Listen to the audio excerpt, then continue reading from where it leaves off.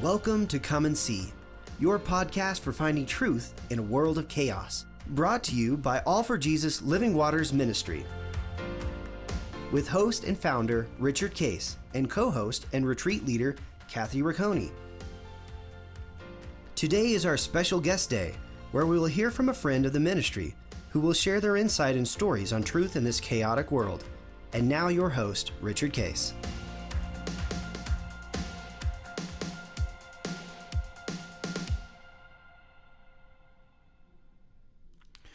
Well, good morning, everybody. This is Guest Thursday, and we're in January, and we're very excited to have John and Michelle Santaferraro, good old Italian name, who actually are living in Italy right now. So, I can't believe we haven't had them yet. I was surprised. We were just talking to them and realized we have not. Yeah. These are two of our favorite people, and the things that God has been doing in and through their lives is amazing. And so we're excited to share their story with you guys. They're Living Waters leaders, and they're actually heading up the international program over in Italy, and with the goal of bringing couples to Italy and then have them go back to their countries, and we'll share more about that. Of the vision that they've received, and so we're excited to join that. And welcome. You guys, tell us what city are you guys living in, and I know you're in a little neat little house there, but where exactly are you in Italy? Yeah, we're in a little town called Monsumano Terme, which is about halfway between Pisa and Florence. Okay. So in the northern part of Tuscany. It's a beautiful area. Yeah. Mm-hmm. Yeah, that's beautiful. And you have which you'll share, but you're on what I guess you'd call it a farm, right? Yeah, we've got about 10 acres and 350 olive trees, and a year-round garden as well. I mean, there's the garden is flourishing with winter vegetables right now, so we're enjoying the broccoli and the cabbage and we're enjoying the country life. That said, we're only 3 minutes from the city, so it's a nice location. Wow. How's the olive oil doing? The olive oil is doing fantastic. You want me to tell the story? Yeah, tell the story. We want to hear it. Yeah. So when we arrived here 7 months ago, we came with a promise that God was going to restore our finances. We can share more about that later, but part of the promise was that He would give us a double portion. Mm-hmm. So I was out looking at the olive trees, and I heard from God that He was going to give us a double portion of olive oil this year for the harvest. Mm-hmm. And so we're excited about it and waiting for it. Well, shortly after that, the temperature rose. It got hot, and it was hotter than usual. We found out that we are in the worst drought in 70 years in Italy. Wow. And all of the young olives on the trees began to fall off the trees. Yeah. I mean, we had a guy that had come, and just a taxi driver that dropped me off, and he looked up at the olive tree and touched it and said, you guys are going to have a lot of olives, because the trees were full. Yeah. Within a couple of months, the ground was covered with the baby olives that had fallen off the tree, and because the heat had come because of the drought. But we stayed in faith. We believed that if God said He was going to give us a double portion, He was going to give us a double portion. Yeah. Well, 2 weeks ago we finished the olive harvest, and it's the best olive oil that I've ever tasted in my life. Mm-hmm. And the average yield of olive oil on this property is 200 liters. Mm-hmm. We harvested 699.3 liters. Wow. Yeah. So it was a miracle. There's no other way to explain it. It was that God provided a bumper crop in a year of drought. Hmm. Yeah. That's remarkable. But we're excited to hear all about that. So to start with, just so the audience knows a little bit more about you, how did you each come to know Christ in your life? And then we can talk about your marriage, etc. But start individually. How did you come to know Christ? I did not know Christ as a child, so it was during my high school years. I was making a move with my parents. That's a whole story. My parents decided to get back together, married each other 3 times to each other. Yeah, so divorced, remarried. we go back to Colorado for a move where they're back and joining each other, and I end up at a new school. And at the new school, as I tried to get settled in at 16, the girls that I wanted to hang out with were girls that went to a youth group. So I didn't know what a youth group was, but I attended. And one of the first questions another young man asked me was, have you read the Bible, the whole Bible? And I'm like, what is the Bible? So I was very turned off and decided I did not want to go back to that youth group. Enjoyed hanging out with those girls as my friends, but they invited me to a youth conference. I was in Colorado at the time, so the youth conference was down in Denver, and there was a speaker at the time, Dawson McAllister, and he was speaking about bad habits. And in that talk that evening, and my sister was with me too, it was beautiful so my sister Stephanie was with me, we heard the talk, and I just was like, it was that moment where when I heard that I could not change my bad habits apart from Jesus, and I had lived a very wild life. I don't need to go into the details of that, but very, we don't need to go there, but okay. It was just one of those things where I knew that I could not change. I had tried to make changes to stop doing certain things, and you know what? I couldn't do it apart from Jesus. So once I heard the message and it was clear to me, it was like literally the Holy Spirit I popped out of my seat and I went forward and I gave my life to Jesus. And so that was I love that. Yeah. And then shortly after, Dawson McAllister's wife, Ruth Hill McAllister, was open to discipling me. And my sister and I, she went forward too that same night, and we were discipled very intensely for a year and a half. And that was foundational for me to choose to then go to Bible college, because I felt like I had lived on both sides of the fence during my high school years, and I wanted to then work with youth as a result. So that's beautiful. Have you kept in contact with her since that point to show her or share with her just the fruit of her faithfulness in discipling? Yes. So I spoke to Ruth Hill McAllister just in the last year, and it's been fun to kind of just keep her up to date. I mean, it's very infrequent, but it's nice to just at least have another download recently in the last year to say what ministry what we're involved with, and thank you again. I'm always thanking her for her investment. I love and that. Yeah. Her request also to step into discipleship, to really make a commitment. I mean, we even made a commitment where sports were also put on hold. I didn't let her in track based on choices to be part of her discipleship, and it was really beautiful that she kind of, in a sense, asked us to step up and into this level of commitment to follow Jesus. So you were in high school then, right? You were sophomore, junior, senior? Sophomore, okay. All right, so you're a sophomore, come to know Christ. John, how about you?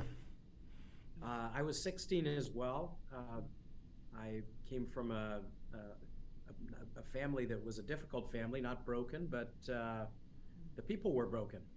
My mom and dad had a very difficult marriage, yelled a lot, fought. So I started drinking alcohol at the age of 9. And by 11 years old, I was using drugs. At 13, I overdosed and was put in the hospital, tried to jump out of the hospital window, so they had to tie me into the bed. But I didn't know any other life, so I continued in that lifestyle. And when I was 16, at the start of my 16th year, my mom became a Christian. And she had a gift of evangelism. She led 12 people to the Lord in her first year as a Christian. Wow. And she was so excited about Jesus that she would stop people on the street and tell them, and they would be saved. So she had shared with me, but I obviously wanted absolutely nothing to do with it. And I told her, even if I did come to Christ, I would never tell her anyway. Well, at 16, before the football season, I was working out at a Jack LaLanne health spa. Now that dates me. And Jack LaLanne, remember Jack LaLanne? Linda and I grew up in California with. I mean, Jack LaLanne was a big deal out there. This is in the early 70s. So. Yeah, I'm going to say it again. I wasn't wearing tights when I was working out, but I went to work out. That's good. That's good. We don't even want to picture that, John. So that's good. Thank you.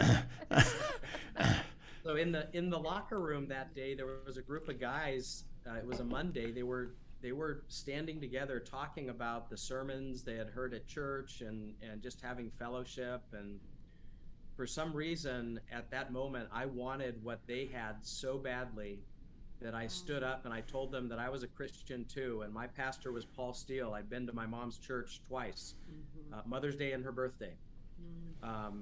And so, and I had this whole conversation with them, and they all went to work out, and I sat down on the bench and thought to myself, what right did I have to tell those people that I was a Christian? I'm not. And right there on the bench, I gave my life to Christ. And instead of working out, I ran home. Wow. About 6 or 7 blocks, ran home and burst in the door and told my mom that I had become a Christian too. Wow. Oh. It was really amazing transformation for God to, within 3 months, completely delivered me from all drugs and alcohol. It was a miracle. That's amazing. Now, you were, Michelle, you said were you in Denver area, right? When you were in high school. And John, where were you? I was in Sunnyvale, California. Okay. So out in California. So you both come to know Christ. And then how did you ultimately then meet each other? What transpired between then and the time you met, and how old were you, and what attracted you to get married? I mean, I think we both made decisions. I was also discipled by my youth pastor and made a decision. I wanted to go into ministry full time. And so I was on a path to study at a Bible college and get a degree and go to seminary. She had a similar thing. So we both ended up at Western Bible College in Morrison, Colorado. Ah, okay. Yeah.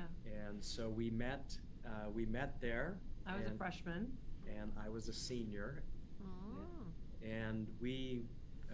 you were the first guy to walk into the student union. And I had just come to college late because I had an abscess in my throat that they didn't recognize as strep or whatever. So my voice was altered. I got to college as soon as I could. John's the first guy into the student union. I look at the back of his shirt and it says John. And so in my voice at that time, which was very nasal, I said, "Hi, John. Hi, John." And so he turns around and you see me, but I thought she was really beautiful, but I didn't think Didn't that I love could that date voice. I didn't think I could date Kermit the Frog. So we kind of went our ways. We did end up next to each other one day in chapel. oh yeah, and then I had my 3-inch high red cowboy boots on. Whoa. And love I it. kept going as he, We stood up to sing Yeah, and I thought, in the chapel. So wow. she was a lot taller than you, right, John, at that moment? Yep, she's 6 feet and I'm 5'10", and so add 3 hills to that. I stopped and she kept going, Yeah. and she kind of looked down upon me and thought, "Yeah, I'm not gonna." I didn't want to date Kermit the Frog. She didn't want to date the short, fat Italian guy. So what happened?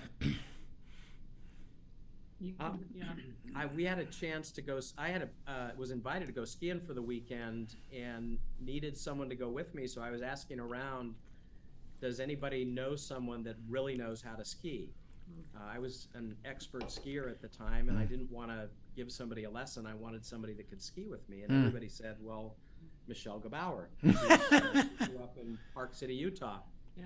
And so I invited her, so we went on the ski trip together, and With another family that you had been living with. Yeah. and we just got to know each other, and really we talked the entire time, I think, and had great conversations. And it was obvious to me that she loved the Lord, and so we dated, and then within about a year and a half got married. Yeah. How good a skier was she? She's a great skier. Still, Wow, that's beautiful. So you dated, and then got married a year and a half after you kind of went on the ski trip, and both in Colorado, right? Yep. So how many years now have you been married? We've been married for 38 in June. 38. Yeah. it'll be Wow, congratulations. Beautiful. Well, tell us about your kids, and then a little bit about your career as you went, forward, and then we'll catch up with, your abiding and coming back together. I know that there was out of some marriage issues that came up, but tell us how you got, there in terms of your career and with your family and all that. Yeah, so we have 3 kids. We have 2 biological children, Rocky and Candace, and then we also have a daughter, Stephanie, who joined us later in life at 18. So they're all now grown. They're in their mid-30s. So yeah, scattered about. And together with all 3 of them, we have 6 grandchildren. So those are they are so much fun. Love them. So what else did you? Yeah. So what did you after when you were first married, Michelle? Did you work at all? What were you doing in terms of your? So no, I was trained to be a youth pastor at the Bible college that we attended, and we went into ministry right after John. John was 4 years ahead, so he finished his seminary degree at the same time I finished my bachelor's in youth ministry. Yeah. And when it came time to look for a position, John held that position. And we did some of it together, but at the time I also graduated. I was 5 months pregnant with Candace. Wow. And so therefore we just kind of went into ministry, and I was raising children. Yep. And yeah, mother. Okay. basically when the youngest, Rocky, got 5 and he was going to kindergarten, that's when I said, okay, I want to look into something part-time. And then that led me on to pretty soon thereafter working at a bank part-time. And kind of from that, a few questions you asked me, and I just said to John, I want to dump drawers and organize. And then that started my career as a professional organizer as well as a productivity coach. So. Oh, wow. Yeah, that's great. That was 27 years ago. Yeah. And John, so you graduated with a seminary. Did you step into a pastoral role? And then how did you become a big shot in a Fortune 500 company? Yeah, I graduated with a Master of Divinity from Denver Seminary and was a youth pastor in Cupertino, California for 7 years. And after 7 years, I co-founded a data analytics software company with my worship leader. Oh, wow.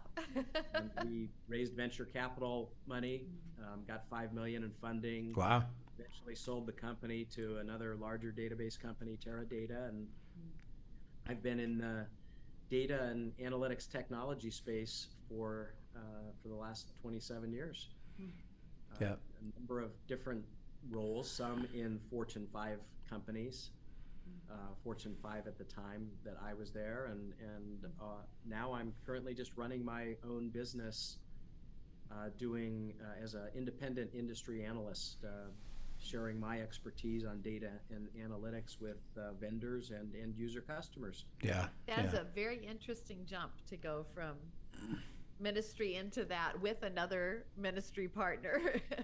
Yeah, it's it was pretty natural actually, because I one was trained in leadership, number 2 communication, and third, as a pastor, I was trained to be able to understand the needs of the community that I was serving and create products or ministries that would be relevant to them and that would meet their needs.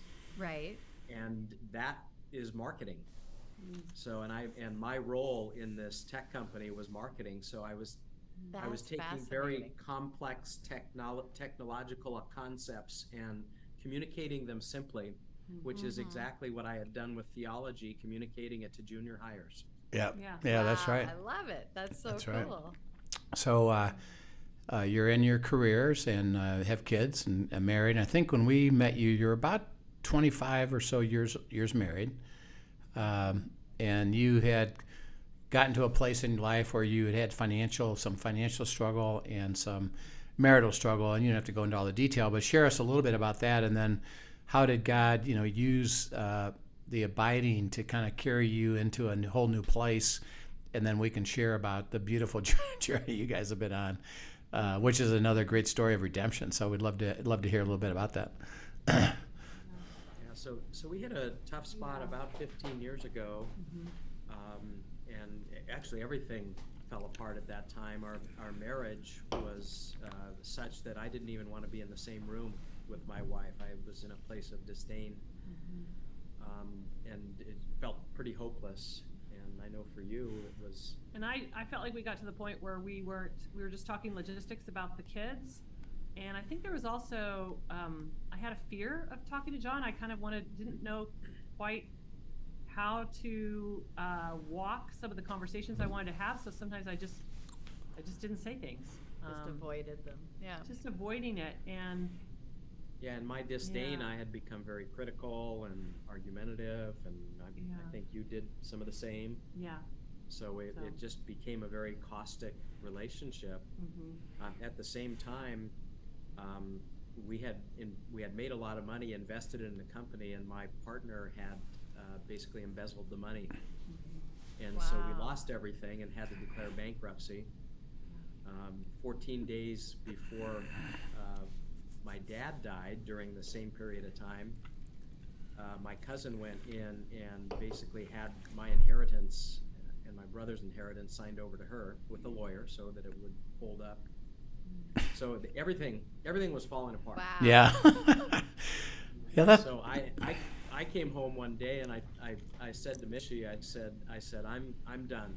I'm not leaving you because I don't believe in divorce, but we need to figure out how to be roommates, and I'm happy to be your roommate for the rest of our life. And I was so mad. I was so mad. I took a candle and I chucked it at the wall and made a huge dent in the wall, by the way. And I just knew I didn't want to live as roommates, and I just didn't know who to turn to either, because here we were still kind of doing a home church in our house while our marriage is falling apart. And I just knew there was someone in his past, you, Rich. I was like, there's some guy that he knows in the business world that I think he and his wife do marriage counseling. So that's when I reached out to you and said, our marriage is in trouble. Can I meet with you? And you said, well, I'll meet with you, but my wife is coming. You got to get John to come. And let's do a lunch. And he says, that's how we're going to move forward in this. Wow. And I came home and told you. I agreed to go because I think, Rich, you were the one person in my life at the time that I highly respected and would go do. If she would have said anybody else, I probably wouldn't have done it. Yeah. But we went and we had lunch with Rich and Linda, and they sat and they told us, we're not going to counsel you. We're not going to talk about finances, communication, sex in the marriage, decision making. We don't do any of that. We're going to teach you to abide in Christ, and we're going to teach you to abide in Christ, and God will. We know that God will restore your marriage. Right. That's right. And so we left the lunch, and out in the parking lot, it was the first time in a long, long time that we actually agreed on something. Yeah. And we said, like, is that all they got? That's it. Is that it? Is that it? Yeah, and being in relationship, and here we are, again, in the background, it's like, we've got our formal training, but obviously any of our formal training in biblical studies didn't save our marriage. So, Right. Yeah. Yeah, and the good news is that, well, we said, and we just said, well, here's some, get in the Word and start processing it. And the good news is you actually did it. So that was a God thing all by itself, And so tell us what happened. You get in the Word and tell us what happens over the next year or so as you did stay with it, with being in the Word, and you started to see some things. What did you see? What did you experience? Well, we started, we started to abide, right, and to be in relationship with Jesus and to receive Rhema from Him. This idea of Rhema was new to us. The idea that God would take from the 66 books of the Bible and the 7,000 promises and say, this is for you right now, and speak into our marriage. On that We didn't personal believe level. it. We kept processing with you. I got really excited about the fact that you were doing destination retreats, and you had one in Italy. That's right.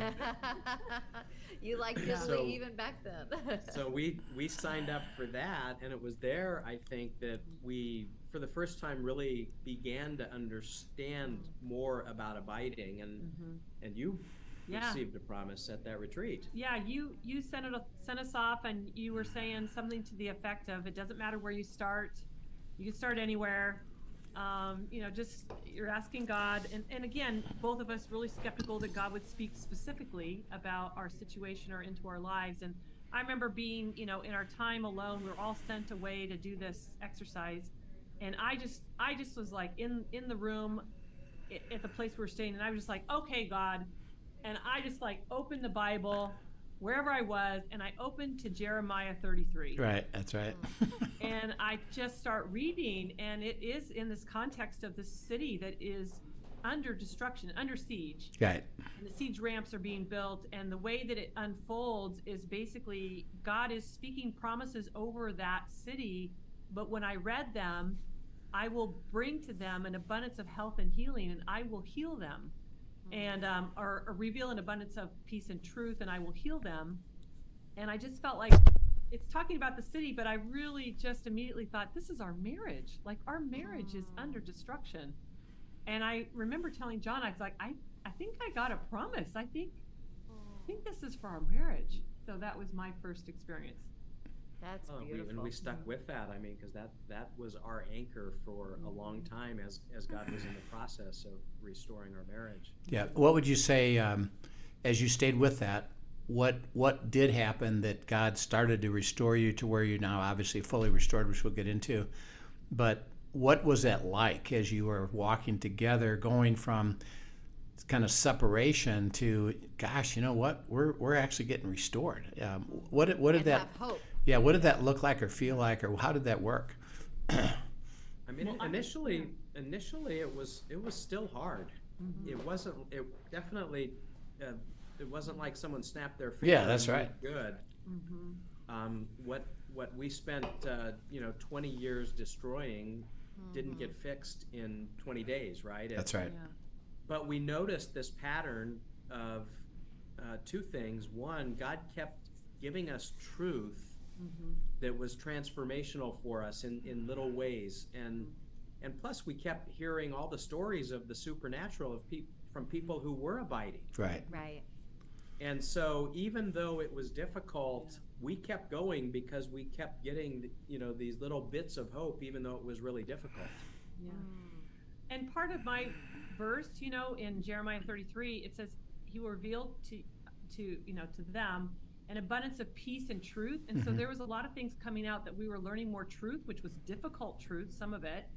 And yet I could go back to the verse and say, there's truth. It's here. This is good. In the end, it's going to lead to healing. So it was almost like unpacking certain words that stood out to me. And I really did anchor into, okay, this truth is difficult.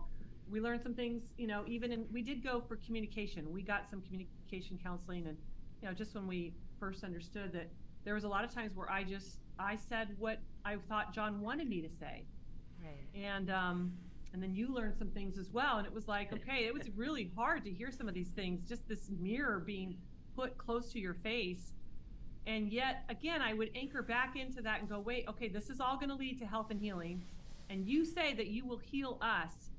So I think just going back and kind of having that promise to anchor back into as things were difficult and things were revealed. Can you unpack for everybody just a little bit? You shared that God would highlight words for you as you were in his word that helped you anchor, and you would dig in further. Can you describe that a little bit to people? So if somebody else is just really learning the process of abiding and holding on to promises, can you talk somebody through that a little more deeply?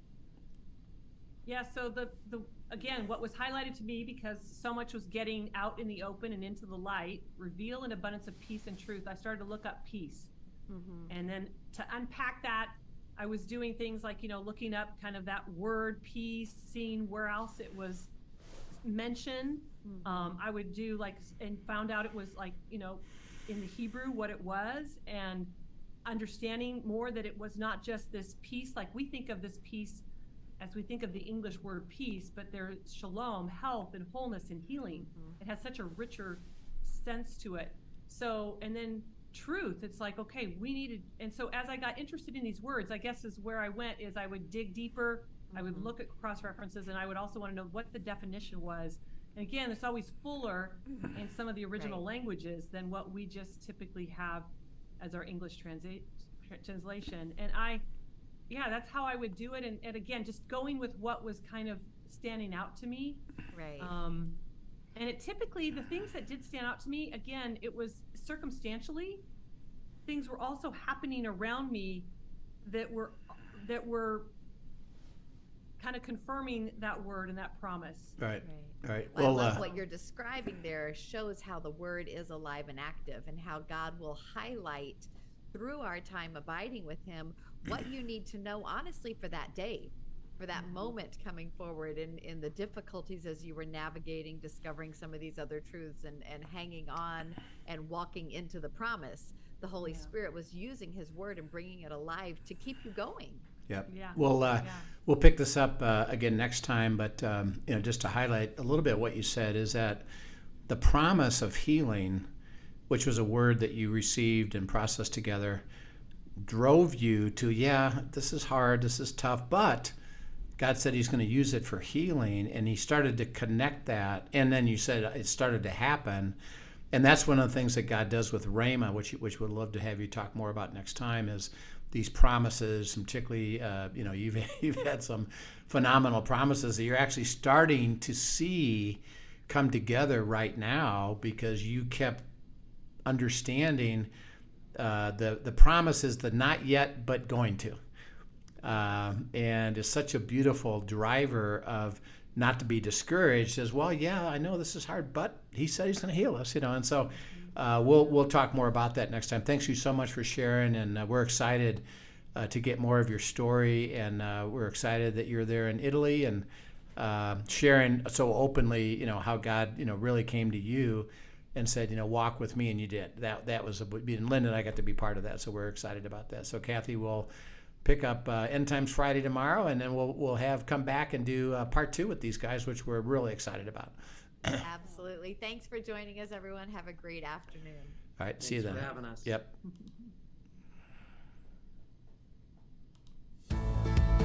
Thank you for joining us for today's episode of Come and See, your podcast for truth in a world of chaos. Brought to you by All for Jesus Living Waters Ministry.